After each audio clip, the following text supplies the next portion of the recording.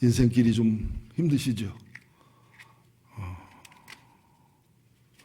또 코로나를 확진받아 고생하시는 분들은 고생도 많이 하시는데 또 뭐 대부분들은 그냥 감기처럼 시기 지나는 분도 있고 후유증이 계신 분도 있고 그런데 근데 지금 시대를 살아보니까 하나님하고 성도들이 친한데 갈등을 하는 거, 갈등의 시대예요.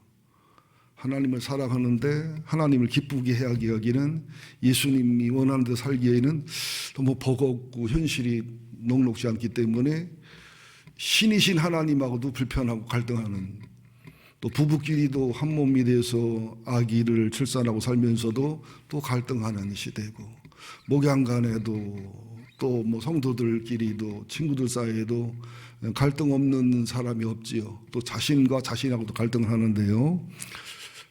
존 맥스웰 목사님이라고 유명한 그 설교가이시고 유명한 담임 목사님이신데, 물론 초년에는 많이 목회가 힘들어서 교인들이 싫어도 하고 떠나도 하고 배척도 받았던 그런 목사님인데, 어느 날 교회를 한번 이렇게 옮겨서 교회를 정착을 하는데 안수산에 한 분이 그냥 100% 안 맞는 거예요. 그냥 50% 안 맞는 게 아니라 100% 안 맞아서 힘들고 어려웠는데, 어느 날 기도하니까 100% 안 맞아도 101%의 법을 적용해라. 101%가 누구냐? 예수의 마음이다. 그런 마음이 들어서 자신하고 그 안수사님을 비교해 보니까 다 안 맞더래. 안 맞아. 그렇게 안 맞을 수 없더래. 서로 애개인처럼 모일 줄은 안 맞는데 딱 하나, 자기도 두 딸을 입양해서 키우고 그 안수사님도 두 딸을 입양해 키우는 공통분모가 있더래요.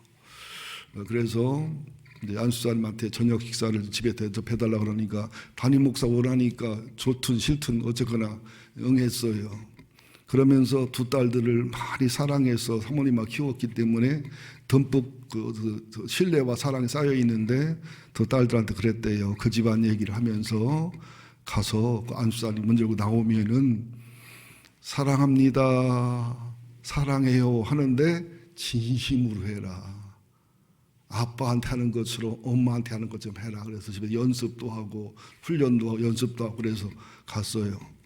그래서 이제 노크하고 초인종을 누르고 안수사님이 좀 약간 좀 뚜한 얼굴로 나왔는데 두 딸들이 가서 앞에서 앉고 뒤에서 앉으면서 안수사님 사랑해요, 사랑해요 그랬더니 대성통곡하고 울더랍니다.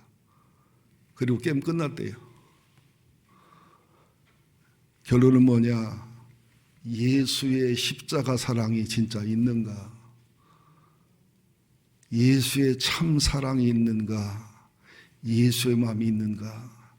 지금 레위기 16장에서 대속죄일을 말씀드렸고 히브리서 9장 10장에서 대속죄일을 완성하신 예수 그리스도를 말씀하고 있는데, 구약의 뭐 대제사장, 제사장, 뭐 성막, 또 성소, 지성소, 물두멍 뭐 설명하면 한두 끝도 없지요. 뭐 자료를 제가 준비했지만 이걸 다 뭐 표현할 수가 없지요. 화면에도 안 나오네요. 예, 이게 그 앞에 성막들이 있고 또 번제단 6번이 번제단, 5번이 물두멍, 성소 안에 들어가면 또 이제 뭐 떡상, 분향단, 등대, 그리고 그 가운데 회막, 회장이라 회장, 이게 한 10cm 이상이 되는 거라 이걸 사람이 찢는 게 불가능하고요. 겹겹이 만든 거기 때문에 이걸 들려면은 300명의 장정이 들어도 간신히 드는 게 회장이에요. 근데 예수님 십자가에 죽으실 때 찢어졌잖아요. 영적인 의미가 있는 건데요. 그 안에 가면 지성소가 있고, 지성소는 대제사장 1년에 한 번만 들어가지요. 또 법궤가 있고, 법궤 위에 속죄소가 있어가지고 천사의 모양을 한 속죄소가 성령이 하나님이 임재하는 모습이 그려져 있는 이 모든 성막과 제사장의 옷과 제사 드리는 제도가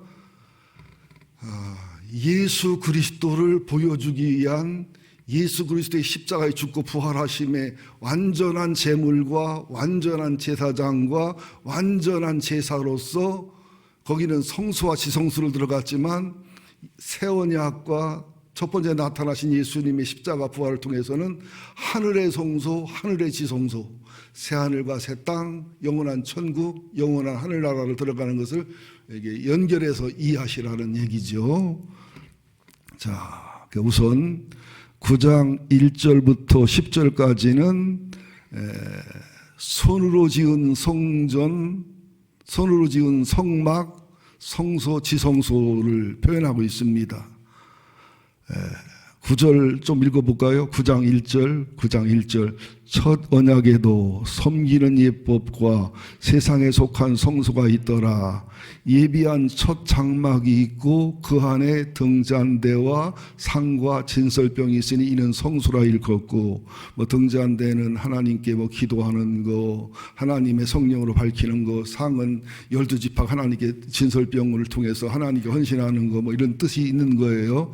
또 둘째 회장, 이게 성소가 3분의 1이 지성소인데 둘째 회장 뒤에 있는 장막을 친 것을 지성소라, 대제사장 1년에 한 번만 들어가는 거예요. 거기는 금향로는 성소에 있다, 지성소에 있다, 이게 옮겨다닐 수 있는 건데, 성도들의 기도, 하나님께 대제사장이 1년에 한 번씩 들어갈 때마다 금향로를 피고, 또 그 속죄소, 법계 위에 있는 속죄소에 양과 염소의 피를 뿌려서 용서받고 하나님의 영적인 정서에 용서와 그 사랑을 베풀면서 하나님에게 쌓인 우리들의 죄악과 더러움을 씻는 게 지성소의 예배거든요. 1년에 한 번씩 드리는 금향로와 사면을 금으로 싼 언약궤가 있고, 언약궤는 시띠나무로 만들었는데 그 안에는 만나를 담은 금항아리, 아론의 쌍난 지팡이와 언약의 돌판이 있는데 이건 좀 설명해야 되겠어요.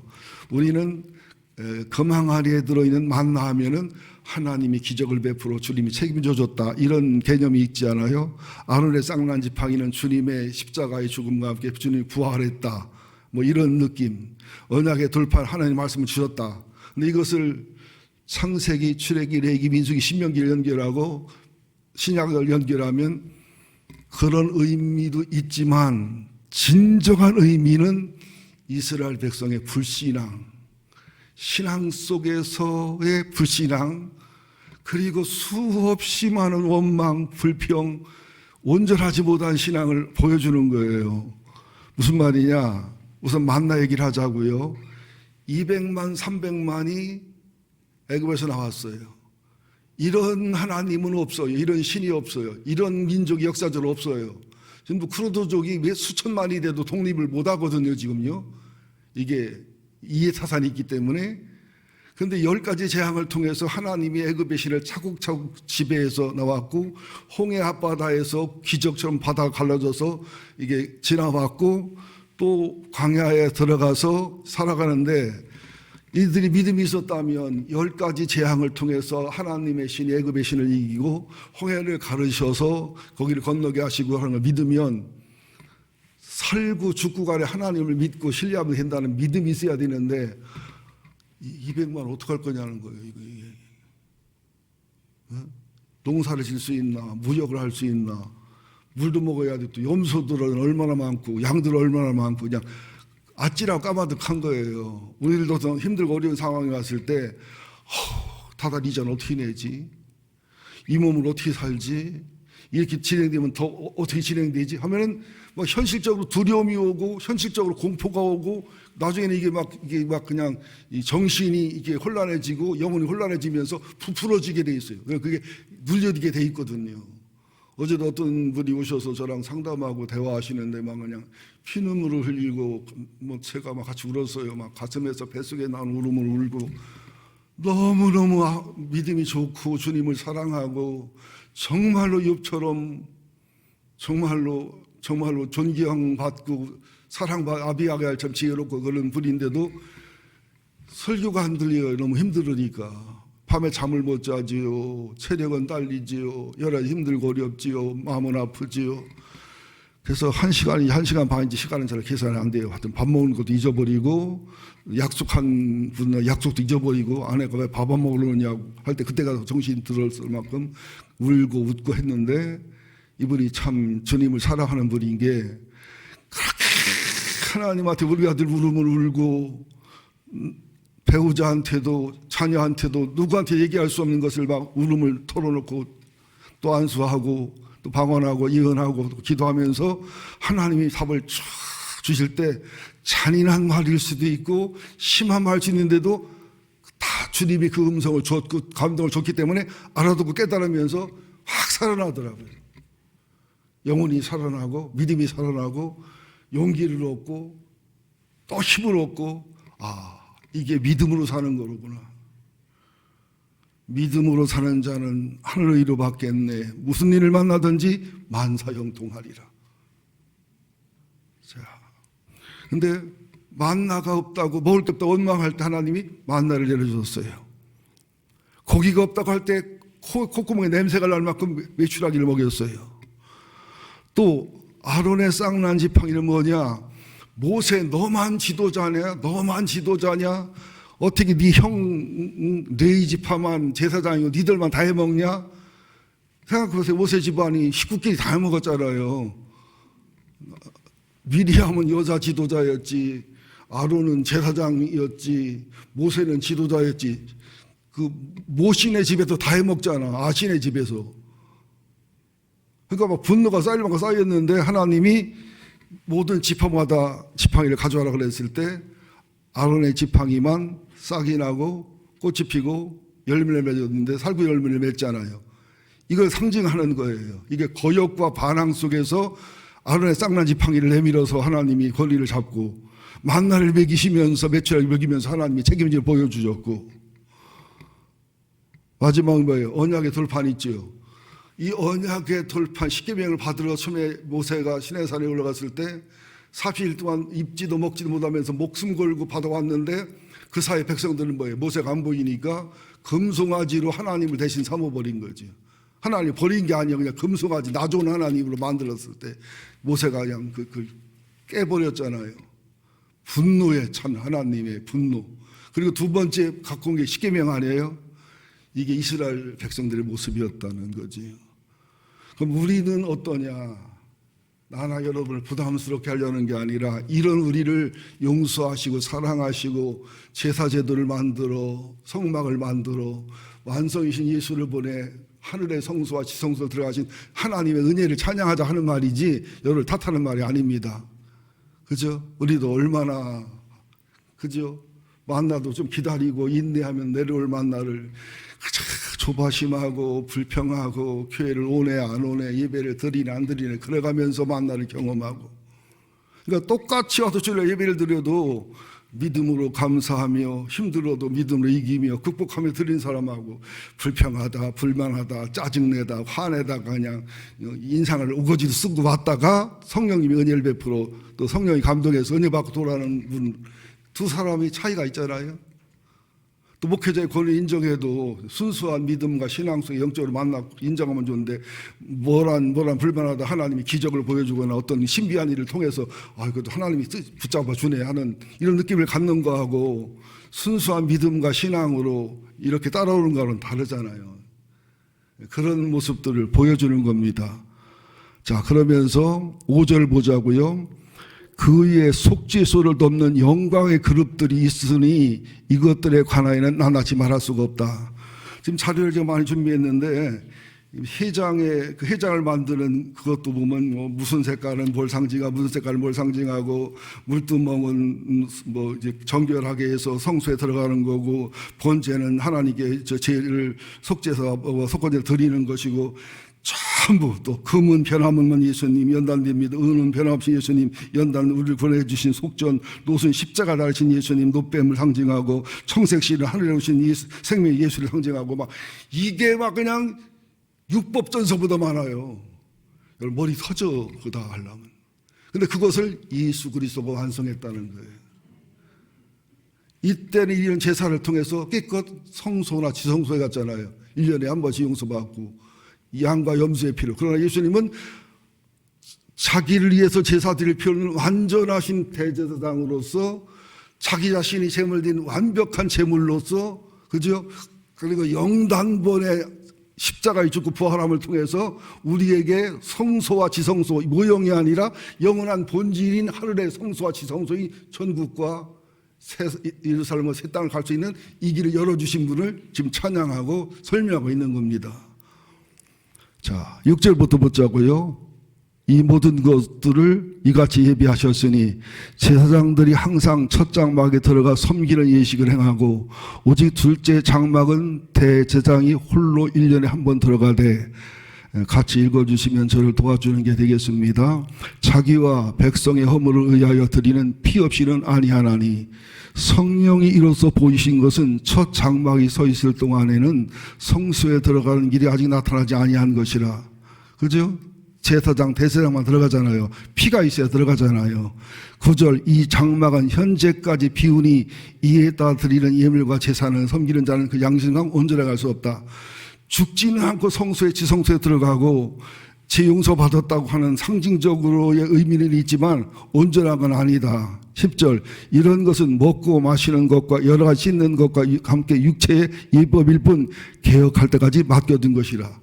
그죠? 이것을 출애굽기를 통해서, 레위기를 통해서, 민수기 통해서, 모세오경을 통해서 제사 드리고, 제사를 통해서 제사장이 또 염소와 양의 피를 통해서 성소에 들어가고, 대제사장이 송아지의 피와 염소의 피를 통해 들어가고, 또 들어서 나와서 또 염소로는 백성들을 위해서, 하사세는 백성들의 죄를 또 위해서 복잡하잖아요. 레위기 16장 읽어보면 이해가 다 된다.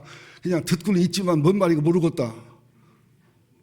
근데 우리들이 주일마다 그런 예배 드리면 여러분 교회 다니고서 못 다니고서 염소 한 마리 와서 본인이 잡아라. 그죠? 피투성이 될 거 아니겠어요? 참 신약시대에서 하는 걸 감사해야 되겠죠. 그런데 10절이 마지막이 중요합니다. 지금 레위기나 구약을 통해 내가 대강 설명한 거예요. 이걸 복잡하게 못 알아들으니까. 육체 예법일 뿐 개혁할 때까지 맡겨둔 것이라. 이 개혁이란 말에 주목하세요. 보통 개혁하면 어떻게 해요? 법률을 바꾸고, 그죠? 전직 대통령들 감옥에 보내고, 그럼 개혁되던가요? 우리 개혁인 줄 알잖아요. 근데 여기서 말하는 개혁은 뭐냐? 구약의 제사제도, 성막제도, 율법, 결국은 하나님 아들 예수 그리스도를 알고 만나게 하는 것이기 때문에 예수만 남고 예수의 일은 다 쳐내고 정리하고 예수 그리스도의 본질만 남는 게 개혁이에요. 레오나르도 다빈치가 그랬다던가요. 사자상을 만들었는데 어느 어린아이가 선생님 이 사자상 어떻게 만들어 그랬더니 사자상보다 큰 화강암을 갖다가 깎아서 사자 말고 나머지는 다 깎아내면 돼. 우리들 속에 예수 말고 있는 이물질이 너무 많아요. 예수 말고 있는, 그죠? 수많은 것들을 계속 깎아내서 마지막 뭐만 남으면 돼요? 예수 그리스도의 본질만 남으면 되는 거거든요. 그리고 우리가 아픔도 있고 슬픔도 있고 어려움도 있다는 사실을 우리를 어떤 데는 정으로 치내고, 어떤 데는 톱으로 깎고, 어떤 데는 드릴로 갈고, 어떤 데는 꼬챙이로 갈고, 꼬챙이를 찢고, 그죠? 여러 가지 도구가 있잖아요. 그러니까 여러분들 주변에 힘들고 어려운 분들을 나를 예수만 남도록 개혁해가는, 나를 하나님의 사자 모양을 만들어 가서 이물질을 떼어내는 도구로 쓰신다고 생각하시면, 아이고, 드릴로 고생하시네. 아이고, 망치로 수고하시네. 톱으로 고생하시네. 그죠? 꼬챙이로 쑤셔내려 얼마나 힘드실까. 여러분들 찔림받은 나도 아프지만 꼬챙이 찔리는 사람도 아파요. 안 아픈 사람은 사이코패스예요. 자, 그러면서 11절부터가 중요합니다. 11절. 자, 9장 1절에서 10절까지는 이게 뭐냐? 옛 언약, 올드 테스트먼트, 구약을 얘기하는 거, 율법을 얘기하는 거예요. 근데 11절부터 나오는 것은 새 언약, 초림에서 오신 예수님. 그죠? 그래서 그 구약의 제사를 완성하신 예수님을 새 언약, 초림주라고 하는 거예요. 11절 봅니다. 그리스도께서는 장래 좋은 일에 대제사장으로 오셔서 손으로 짓지 아니한 것 곧 이 창조에 속하지 않고 더 크고 영원한 장막으로 말미암아. 그러니까 예수님은 진정한 성소와 지성소인 하늘에서 오셔서 제사를 완성하시고 진정한 성소와 지성소로 가셨고 하늘로 가셨고 또 재림하셔서 우리의 영원한 성소와 지성소 우리를 데려가실 거잖아요.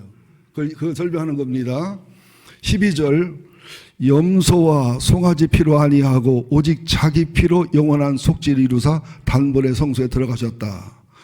구약에는 염소와 송아지 피를 동원해야지만 성소와 지성소에 들어갔지만 우리가 하늘나라 하는 것은 예수를 만나는 것은 예수님이 대제사장으로서 완벽한 대제사장으로 완벽한 제물로 완벽한 자기의 피로 완벽한 한 번의 제사로 우리가 구약의 성소와 지성소를 들어가지만 우리에게는 영원한 손으로 만든 것이 아니고 창조에 속하지 않은 영원한 성소와 지성소 하늘로에 들어갈 수 있다.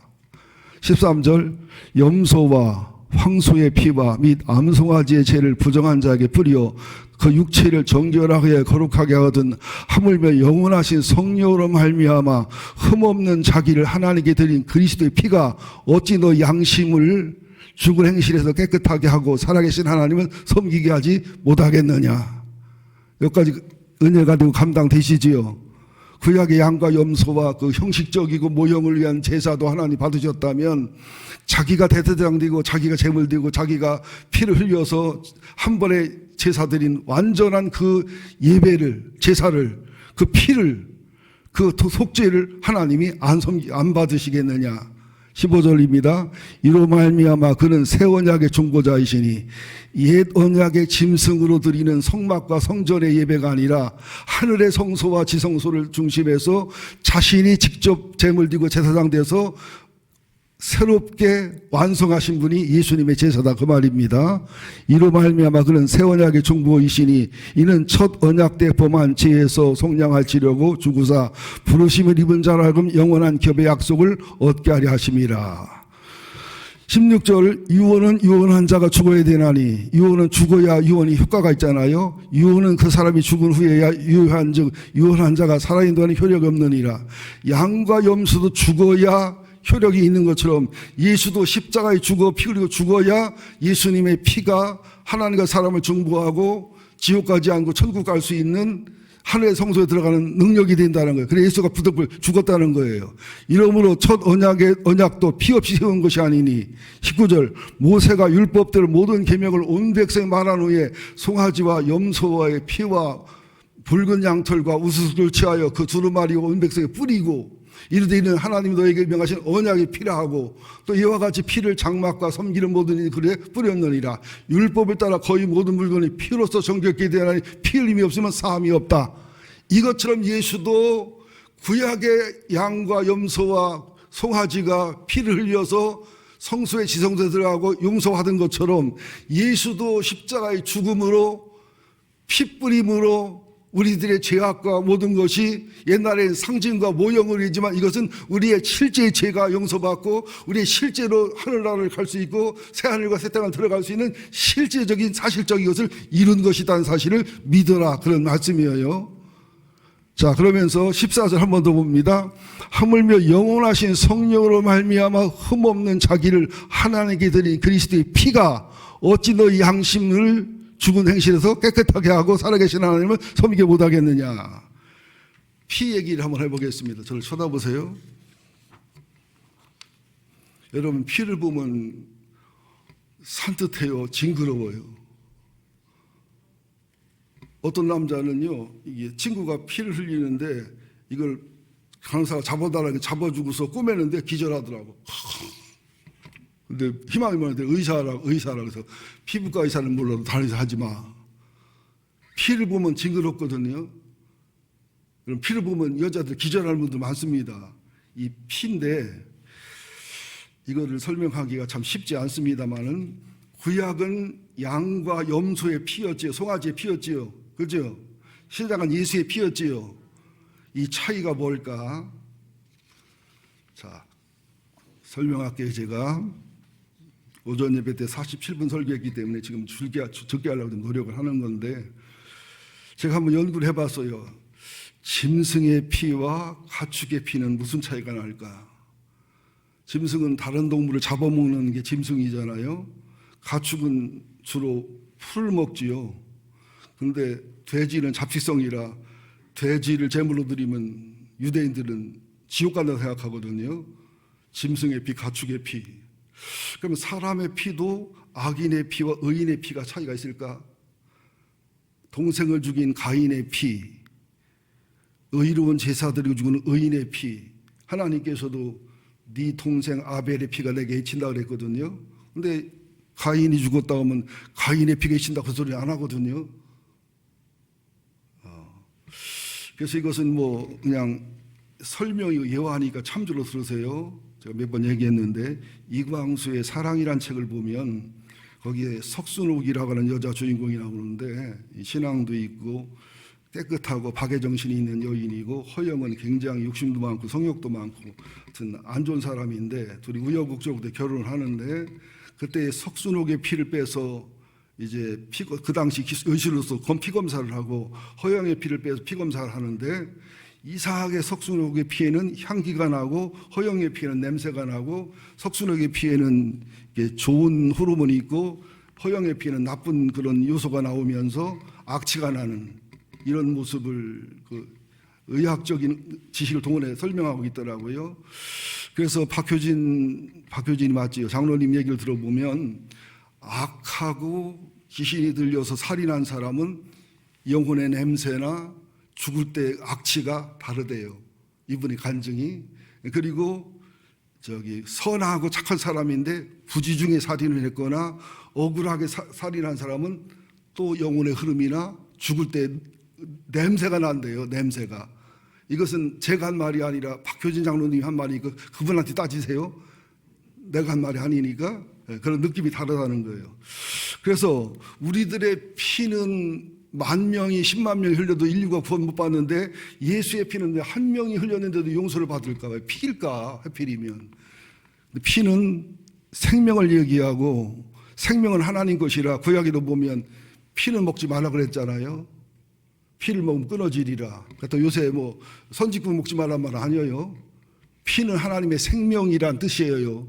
생명의 주인 하나님이기 때문에 아무리 짐승을 먹어도 하나님의 주권까지 먹지 말라는 뜻인데 제가 몇 번 이 말을 들었을 텐데 산부인과 책, 산부인과 의사들이나 또 산부인과 간호사들이 읽는 책이 있어요.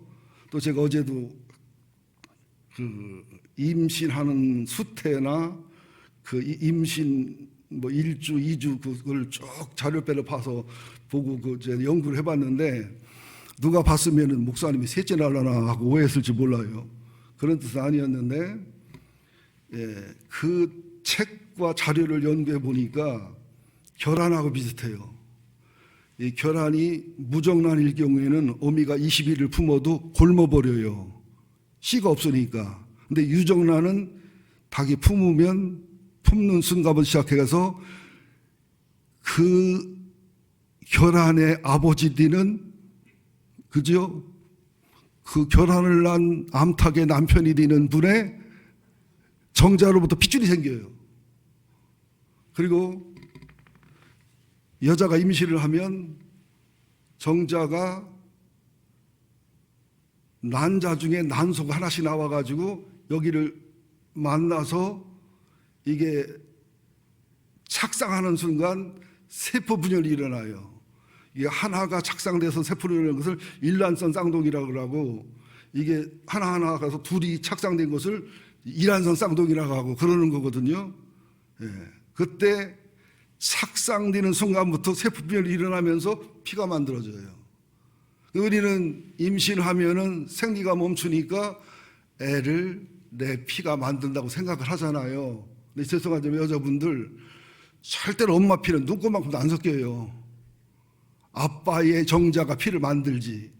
그래서 예수님이 요셉의 씨를 빌리지 않고 성령으로 하나님의 씨로 잉태된 거예요. 그래야 사람이고 하나님이게 되고 그래야 보혈이 피가 되기 때문에 그분의 피 흘림이 용서가 되고 그분이 썩지 않는 피로서 부활할 수 있다는 그 의미가 있단 말이죠. 그래서 일단 잉태가 돼도 자궁에 착상을 하게 되면 이제 탯줄이 생기면서 탯줄을 통해서 아기의 배설물이 나가고 탯줄을 통해서 엄마의 피나 엄마의 젖이나 색깔만 빨갛고 이게 베이지색이지 똑같습니다. 영양분은 피가 영양분으로 바뀌어가지고 삼투압 변상을 따라 들어가고 나오는 거예요. 그때 삼투압 변상을 여러분 아시지만 나가도 아기께 섞이지 않고 순수하게 엄마한테 나가고 들어와도 섞이지 않고 들어오는 이 신비 속에서 아기가 자라는 거예요. 그러니까 예수님이 성령으로 잉태하고 하나님의 씨로 잉태됐단 말이 이해가 되시지요. 그래서 하나님의 씨가 성령의 씨가 하나님의 창조력에 생명력에 의해서 이제 뱃속에서 자라다가 때가 되면 해산해서 나오는 거지요. 그러니까 우리들은 아버지의 정자가 어머니의 난소 속에 들어가서 잉태돼서 태어난 거지만 예수님만큼은 사람들을 의심하고 비난하고 거침돌이 될지라도 하나님이어야 되고 사람이어야 되는 방법은, 그리고 사람이 돼 죄는 없어야 되는 방법은 이 방법밖에 없다는 거예요. 의학적으로도. 실제로 여왕벌도 보면 숫벌 없이 여왕벌 먼저 알을 낳거든요. 지금은 뭐 이제 생명공학이 많이 발전했기 때문에 이걸 이해할 수도 있고 세포로 사람을 만들 수도 있는 시대가 됐으니까 그 당시에는 말도 안 되는 소리잖아요. 그러니까 예수님은 근본이 하나님이시지만 동정녀 마리아의 몸을 빌려서 온 사람이셔요. 말도 안 되는 거지만 하나님이면서 동시에 사람이고 사람이면서 하나님이시고, 그러니까 하나님과 사람의 중보자가 될 수 있고, 이분이 피 흘림이 구약의 양과 염소의 피로도 성소와 지성소를 들어가고 하나님 용서를 받았는데, 하나님이고 사람인 중보자가, 그리고 하나님과 사람이신 이분의 피가 우리를 왜 용서를 못하고 우리를 왜 죄를 해결하지 못하고 우리를 왜 하늘의 성소와 지성소를 못 들어갈 리가 뭐 있느냐, 이런 설명이에요.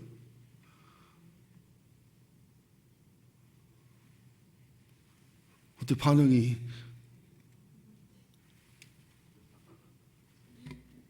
예, 그렇잖아요. 30살 청년을 오든지 33살 오면 되게 복잡하게, 그러니까 막 욕먹잖아요. 뭐 로마 군인에게 성폭행 당한 거다, 아니면 점잖은 강아지가 부뚜막에 먼저 올라간다, 요셉하고 뭔 일이 있었다, 거짓말 말하라, 막 이런 말을 하지만 동정녀 마리아를 통해서 오신 하나님이고 사람인 보혈이 아니고서는 십자가의 죽음의 효력과 부활은 있을 수 없다는 얘기를 하는 거예요. 자, 한번 따라합시다. 예수 그리스도에 대한 신앙 고백. 그는 스스로 살아계신 세 분 하나님이시다. 오른손을 들고 합시다. 그는 천지 만물을, 목소리 봐라 크게, 그는 천지 만물을 지으신 창조주 하나님이시다. 그는 엘로힘 하나님으로 말씀이 육신이 되어 이 땅에 오신 하나님이시다. 그는 완전한 하나님이시며 동시에 우리와 똑같은 사람이시다. 다만 죄는 없으시다. 그는 이 땅에 사시는 동안 율법을 100% 준수했고 율법의 정신을 완성하셨다. 그는 구약의 구속사와 장막의 비밀과 제사의 비밀을 완전하게 단번하게 십자가에서 죽으심으로 완성하셨다. 거기다가 하나님의 생명력과 하나님의 권능으로 부활하셔서 사망 권세를 이기고 영원한 하늘나라 성소의 지성소에서 영원히 살 힘을 주셨다. 그는 십자가에서 대속의 피를 흘려 완전히 죽으셨고 죽음과 사망을 이기는 하나님의 권세와 권능으로 생명의 능력으로 부활하셔서 우리 그리스도인들의 부활의 첫 열매가 되셨다. 이게 신앙 고백이어야 돼요. 자, 그래서 이걸 알기 위해서 히브리서 7장을 한번 찾아봅시다.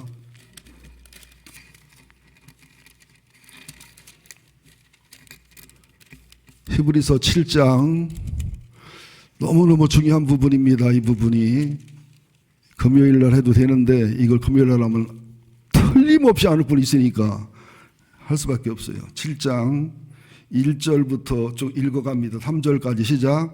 이 멜기세덱은 살렘 왕이요 지극히 높으신 하나님의 제사장이라. 여러 왕을 쳐서 죽이고 돌아오는 아브라함을 만나 복을 빈 자라. 아브라함이 모든 것의 10분의 1을 그에게 나누어 주니라.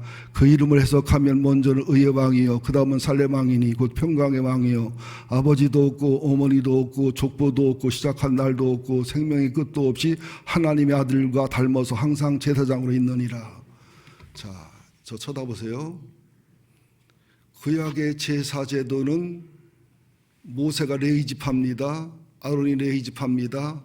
레위 지파의 제사장들과 레위 지파를 통해서 제사가 내려왔지요, 전통적으로.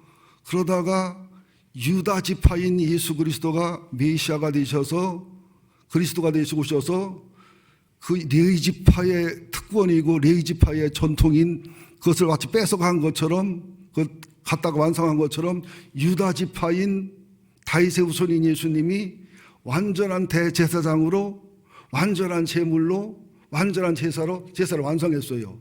그러면 레위 지파 쪽인데 왜 유다로 옮겼느냐?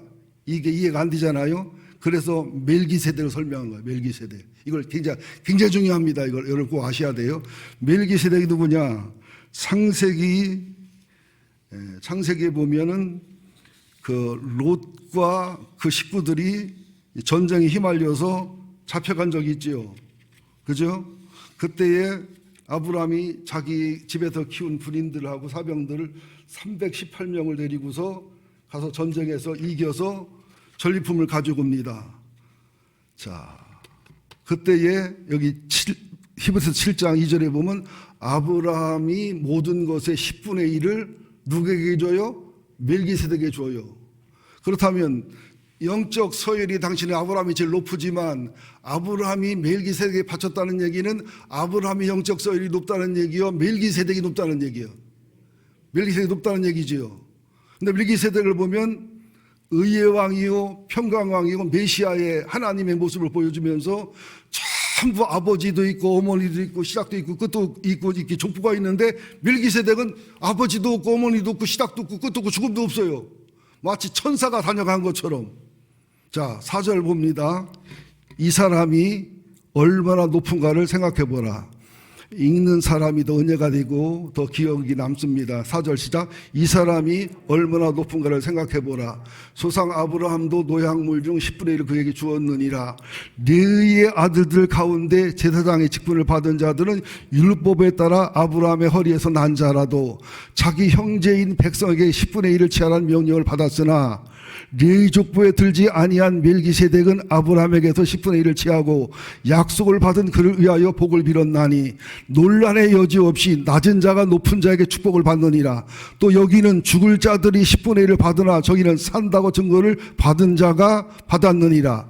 또한 10분의 1은 레위도 아브라함으로 말미암아, 보세요, 아브라함, 이삭, 야곱, 레위 4대 이상의 할아버지잖아요. 그러니까 아브라함이 11조를 바쳤지만 레위도 바쳤다고 볼 수 있다는 거란 말이죠. 10절, 이는 멜기세덱이 아브라함을 만날 때 레위는 이미 자기 조상의 허리에 있었습니다. 11절부터 쭉 읽어가면 이해가 됩니다. 시작. 레위 계통의 제사 직분으로 말미암아 온전함을 얻을 수 있었으면 백성이 그 아래서 율법을 받았으니 어찌하여 아론의 반차를 따르지 않고 멜기세덱의 반차를 따르는 다른 한 제사장을 세울 필요가 있느냐. 12절. 구약의 제사를 신약의 제사를 완성하신 레위 지파의 모형의 제사를 유다 지파의 메시아를 통해서 하늘의 성소와 지성소의 제사로 완성하신 것을 얘기하는 겁니다. 12절. 제사 직분이 바꾸어졌은즉 율법도 반드시 바꾸어지리니 13절 이것은 한 사람도 제단 일을 받들지 않는 다른 지파에 속한 자를 가리켜 말한 것이라.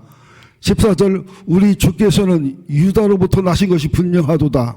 이 지파에는 모세가 제사장들에 관하여 말한 것이 하나도 없고 멜기세덱과 같은 별다른 한 제사장이 일어나는 것을 보니 더욱 분명하도다. 16절 그는 육신에 속한 한 계명의 법을 따르지 아니하고 오직 불멸의 생명의 능력을 따라 되었으니. 17절 정언하기를 내가 영원히 멜기세덱의 반차를 따르는 제사장이 하였도다.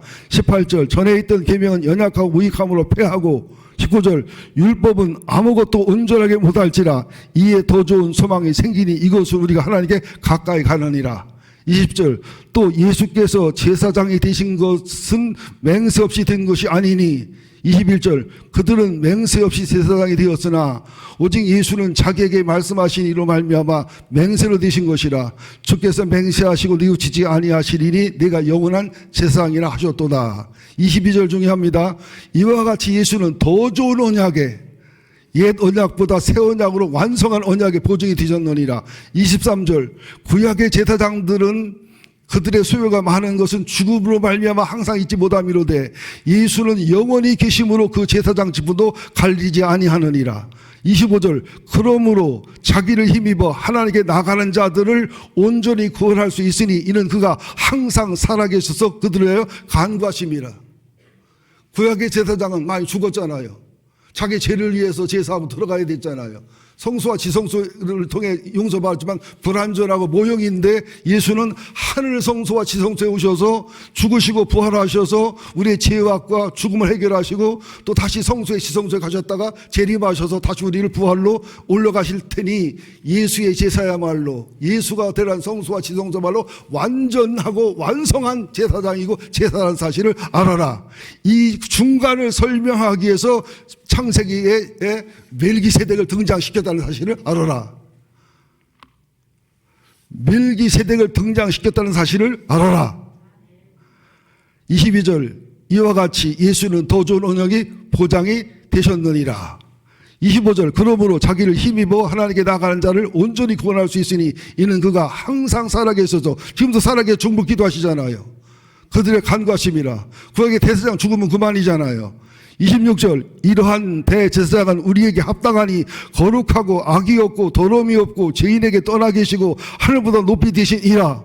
그는 저 대제사장들이 먼저 자기 죄를 의하고 다음에 백성의 죄를 의하여 날마다 제사 드리는 것 같이 할 필요가 없으니 이는 그가 단번에 자기를 드려 이루셨습니다. 28절 율법은 약점을 가진 사람들을 제사장으로 세웠거니와 율법 위에 하신 맹세의 말씀은 영원히 온전하게 되신 아들을 세우셨느니라. 옛 언약의 모형하고 새 언약 예수를 통한 온전한 제사와 온전한 제사의 완성의 비밀이 이거리란 사실을 너희는 알아라. 자,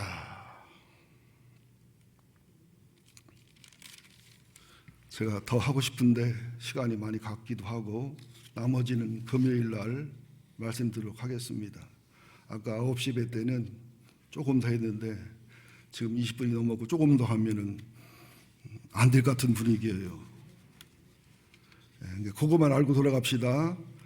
구약의 제사는 모형적인 것이고 앞으로 오실 예수 그리스도를 바라보며 드린 것이고 천국과 지옥을 바라보며 드린 것이지만 예수의 제사는 제사의 완성이요 완전한 대제사장이요 완전한 제물이시요 완전한 단번의 제사요 십자가의 복음과 부활의 복음은 우리를 영원한 성소와 지성소에 들어가는 영원한 참된 복음이기 때문에 개혁은 신앙의 마지막은 예수 그리스도로 마침을 맺는 것이다.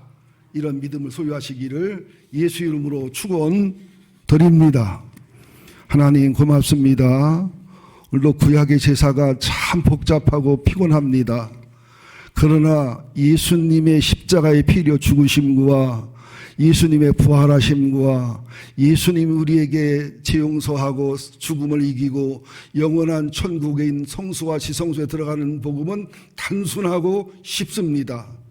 결론은 예수만 남으면 됩니다. 예수만 믿으면 됩니다.